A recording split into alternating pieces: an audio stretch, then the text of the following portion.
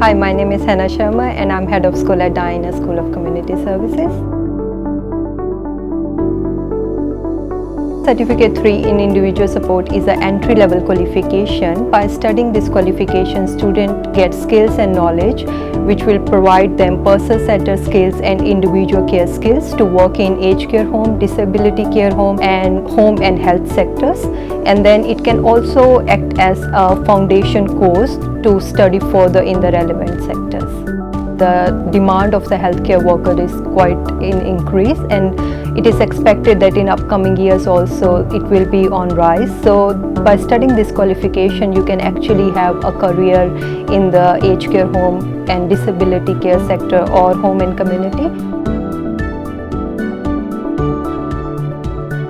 So at Diana School of Community Services, we are offering 3 specializations in Certificate 3 in Individual Support. The 3 specializations are aging, disability and home and community.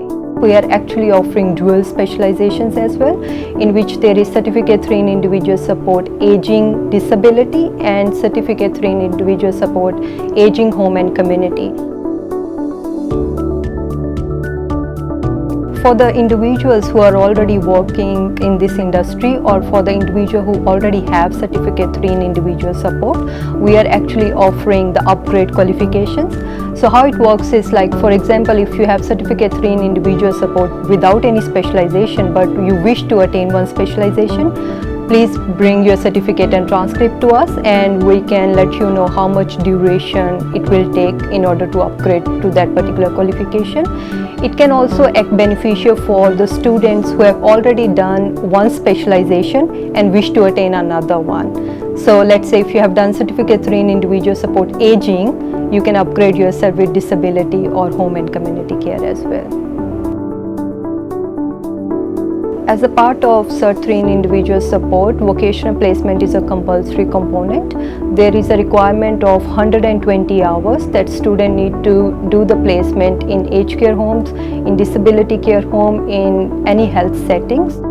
Once the students have completed this 120 hours of required placement, it actually gives them the real work environment experience, and then when in future when they apply for a job, it's not like they are just going from the theoretical background. They can actually learn the skills which they have done in the workplace, and then they can just apply it when they start working.